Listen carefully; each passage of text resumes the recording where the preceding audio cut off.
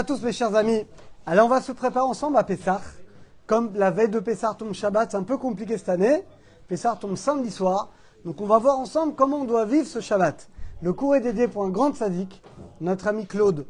Et une refoua shelema pour son papa, Sassi Ben Esser, Betankor Cholam Israël. Claude, que tu aies une bracha matérielle, spirituelle, avec toute ta famille et tout le clan d'Israël, Bezrat Hashem. Alors premièrement, d'habitude, on fait l'abdikat Hametz, la recherche du Hametz, la veille de Pessah. Mais là, cette année, c'est pas possible. Parce que Pessah tombe samedi soir, donc la veille, c'est vendredi soir. On ne peut pas faire Shabbat. Donc, première halakha, les amis, l'abdikat Hametz, cette année, est avancée à jeudi soir. Attention. Donc, jeudi soir, on fera l'abdikat Hametz, comme d'habitude, avec une bougie. Alors, ce que je vous conseille, parce que c'est vrai que les bougies, c'est pas très pratique, notamment pour garder les armoires, vous commencez avec une bougie. Parce que d'après la Kabbalah, la bougie, c'est l'âme. Et après, comme notre ami Franck Twitou, prenez une lampe électrique. Et après, avec votre lampe, vous allez chercher partout dans les armoires. Vous pouvez faire ça, il n'y a aucun problème.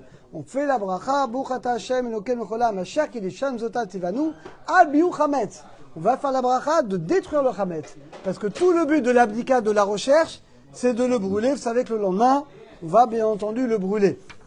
Et on garde le Hametz pour Shabbat, parce que Shabbat, on va voir qu'il y a différentes manières de faire le Shabbat. Vous gardez les pitotes que vous allez manger vendredi soir et samedi matin tôt. Sinon, il y a une autre solution qu'on ne verra pas aujourd'hui, mais dans les autres cours. Ça, c'est premièrement. Deuxièmement, vous savez que chaque année, il y a le Ta'anit des Bechor, les premiers-nés qui doivent jeûner. Alors cette année, on a une bonne nouvelle.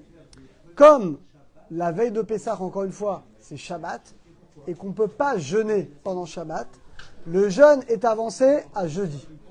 Mais bonne nouvelle, il y en a qui disent, comme on avance le jeûne, il n'y a pas du tout de jeûne. Et comme ça va trancher le Shulchan Aruch. C'est que cette année, d'après la stricte halakha, eh bien, les premiers-nés n'ont pas besoin de jeûner. Ni eux, ni leurs enfants. Néanmoins, comme c'est quand même une discussion, et nos frères ashkénazim, ils ont l'habitude de jeûner quand même le jeudi. Alors il est bien d'organiser, dans toutes les synagogues, on organise des sioum masechet. On fait, vous savez, un petit déjeuner, on termine masechet. Ou si quelqu'un il a une brit mila, pidyon ben, soudat mizvah. Donc, d'après la stricte loi, il n'est pas obligé de jeûner.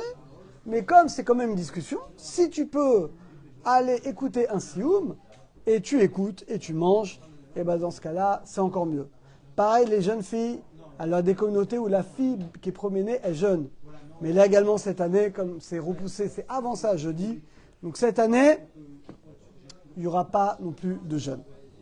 Troisième halakha qu'on va voir aujourd'hui, donc on a vu l'abdika jeudi soir, on a vu le Ta'anit qui avance à jeudi, mais on a vu que cette année, on n'est même pas obligé de faire le Ta'anit. Et dernièrement, quand est-ce qu'on va brûler le Hametz? Vous savez, chaque année, on le brûle la veille de Pessah. Mais là, la veille, c'est Shabbat. On ne peut pas le brûler Shabbat. Comment on fait? Alors regardez, pareil, on va brûler le Hametz le vendredi. Alors c'est intéressant parce que vendredi, on peut manger du Hametz tout le vendredi, jusqu'à Shabbat matin, à peu près 10 heures du matin. Néanmoins, on va s'efforcer de le brûler vendredi matin avant 11 heures, avant la 5e heure. Alors vous allez dire, Franck, il demande, il dit, mais attends, quel sens ça peut avoir de brûler le Hametz vendredi avant 11 heures? Parce que vendredi après-midi, on peut encore manger du Hametz. Réponse, t'as raison. Théoriquement, on pourrait le brûler vendredi après-midi. Mais les Chachamim ne veulent pas, pourquoi? Parce qu'on a peur que si toi, tu le brûles vendredi après-midi, l'année prochaine, quand Pessah, ça tombera pas un samedi soir.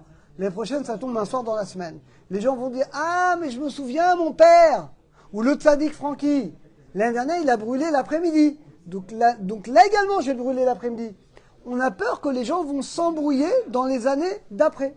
C'est la raison pour laquelle, mes chers amis, il est recommandé, c'est écrit dans Shulchan Aruch, c'est bien, c'est recommandé, que cette année, vendredi matin, on va tous prendre nos petits sacs, nos petites pitotes, on va aller dans les feux et on va les brûler le Hametz comme d'habitude.